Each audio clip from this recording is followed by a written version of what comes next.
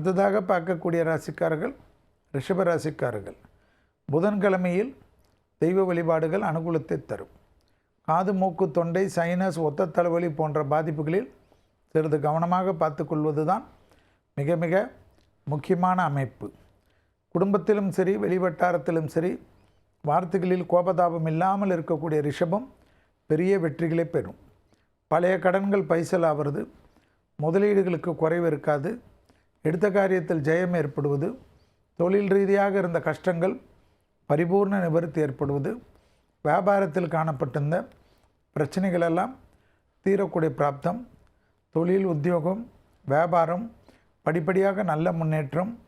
நீண்ட நாட்களுக்கு பிறகு குடும்பத்தில் இருந்த மன கஷ்டங்கள், உறவு முறையில் இருந்த மன கஷ்டங்கள், துயரங்கள், பண சங்கடங்கள் திடீரென்று தீர்வதும், தொழில், உத்தியோகம், வியாபாரம், படிப்பு சம்பந்தப்பட்ட விஷயத்தில் தடைகளோ அல்லது தொழிலே இல்லை என்று வருத்தப்பட்டிருந்தவர்களுக்கு தொழில் கிடைப்பதெல்லாம் ஏற்படுவது கண்கூடாக பார்க்கக்கூடிய நல்ல காலகட்டம்.